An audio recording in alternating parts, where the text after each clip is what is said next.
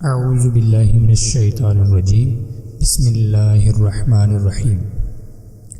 جس طرح انسانوں کی پیدائش اور موت کے مختلف مراحل ہیں، فرشتوں کے لیے یہ مراحل نہیں ہیں، یعنی دنیا میں نئے انسان پیدا ہوتے ہیں اور پہلے سے موجود انسان فوت ہوتے رہتے ہیں، لیکن اس کے برعکس جب سے اللہ تعالیٰ نے فرشتوں کو پیدا کیا ہے تب سے وہ زندہ ہیں اور قیامت قائم ہونے تک زندہ رہیں گے، اور اللہ تعالیٰ کی طرف سے انہیں جو ذمہ داریاں دی گئی ہیں انہیں باحسن طریقے سے وہ پورا کرتے رہیں گے۔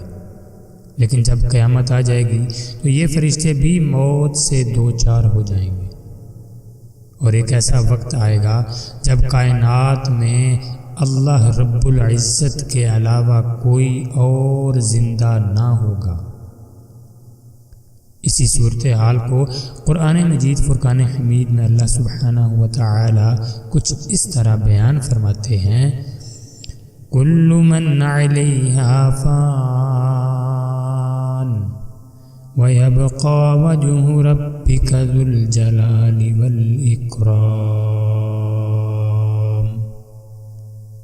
زمین پر جو ہیں سب فنا ہونے والے ہیں، صرف تیرے رب کی ذات جو عظمت اور عزت والی ہے وہی باقی رہ جائے گی بے شک۔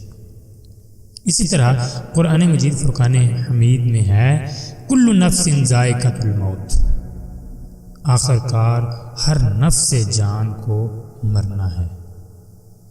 ان آیات سے یہ معلوم ہوتا ہے کہ یہ ساری کائنات تباہ ہوگی اور اللہ تعالیٰ کے علاوہ ہر ذی روح موت سے دوچار ہوگا۔ یہ منظر کس طرح برپا ہوگا اس کے بارے میں حافظ ابن کثیر رحمۃ اللہ علیہ سورہ زمر کی آیت 68 کے تحت رقم تراز ہیں: اور سور پھونک دیا جائے گا، پس آسمانوں اور زمین والے سب بے ہوش ہو کر گر پڑیں گے مگر جسے اللہ چاہے۔ یہ دوسرا سور ہوگا جس سے ہر زندہ مر جائے گا، خواہ آسمانوں میں ہو یا زمین میں، مگر وہ نہیں مرے گا جسے اللہ سبحانہ و تعالی چاہے۔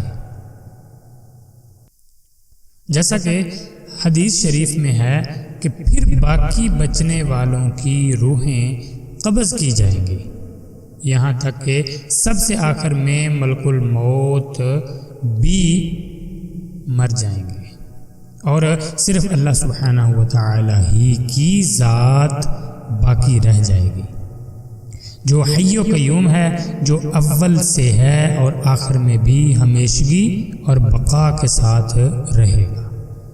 اور اللہ تعالیٰ اس وقت فرمائے گا: آج کس کی بادشاہت ہے؟ 3 مرتبہ یہی بات کہنے کے بعد اللہ سبحانہ و تعالی خود ہی اپنے آپ کو جواب دیں گے کہ آج صرف اللہ تعالیٰ کی بادشاہت ہے جو اکیلا اور قہار ہے۔ نیز اللہ تعالیٰ فرمائیں گے کہ پہلے بھی میں اکیلا ہی تھا اور اب بھی میں ہی ہر چیز پر غالب ہوں، اور میں نے ہر چیز کو فنا ہو جانے کا حکم دے دیا ہے۔ پھر اللہ سبحانہ و تعالی سب سے پہلے حضرت اسرافیل علیہ السلام کو زندہ کریں گے اور انہیں حکم دیں گے کہ وہ سور پھونکیں۔ یہ تیسرا اور بعض اہل علم کے بقول دوسرا سور ہوگا، جس سے وہ ساری مخلوق جو مردہ تھی زندہ ہو جائے گی، جیسا کہ اللہ سبحانہ و تعالی قرآن مجید فرقان حمید کی سورۃ الزمر کی آیت نمبر 68 میں ارشاد فرماتے ہیں: ثم نفخ فیہ اخری فاذا هم قیام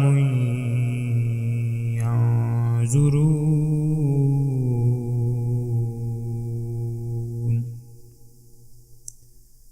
پھر دوبارہ سور پھونکا جائے گا، پس وہ سب کھڑے ہو کر دیکھنے لگ جائیں گے۔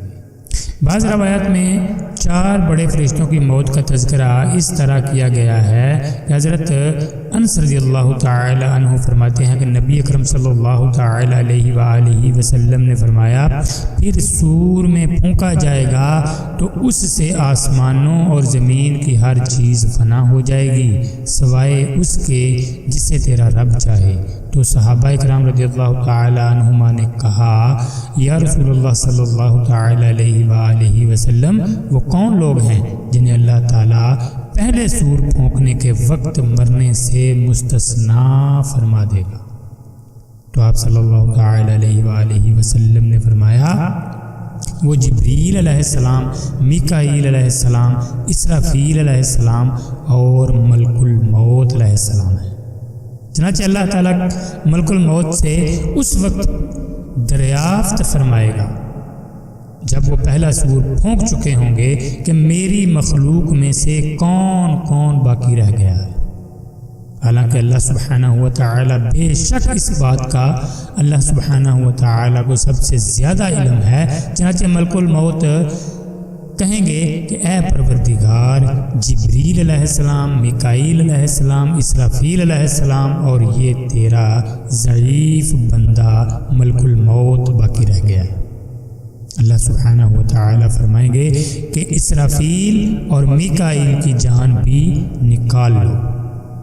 چنانچہ ملک الموت علیہ السلام اللہ سبحانہ و تعالی کے حکم کی تعمیل کریں گے اور یہ دونوں فرشتے بھی 2 بڑے بڑے پہاڑوں کی طرح گر پڑیں گے۔ پھر اللہ سبحانہ و تعالی ملک الموت سے فرمائے گا کہ تم خود بھی مر جاؤ، چنانچہ وہ بھی مر جائیں گے۔ پھر اللہ سبحانہ و تعالی حضرت جبریل علیہ السلام سے دریافت فرمائیں گے کہ اے جبریل علیہ السلام اب کون باقی رہ گیا ہے؟ تو حضرت جبریل علیہ السلام کہیں گے اے بلند و بالا برکت و عظمت اور جاہ و جلال والے اللہ، آپ ہی کا چہرہ باقی ہے جو ہمیشہ باقی رہے گا، اور یا پھر یہ جبریل باقی رہ گیا ہے جو مرنے اور فنا ہو جانے والا ہے۔ اللہ سبحانہ و تعالی فرمائیں گے اے جبریل علیہ السلام تیرا مرنا بھی ضروری ہے۔ چنانچہ اسی وقت حضرت جبریل علیہ السلام اللہ سبحانہ و تعالی کے حضور سجدہ ریز ہو جائیں گے اور ان کے پر پڑپڑانے لگیں گے اور وہ بھی اپنی جان آفرین کے سپرد کر دیں گے۔ السلام علیکم ورحمۃ اللہ وبرکاتہ۔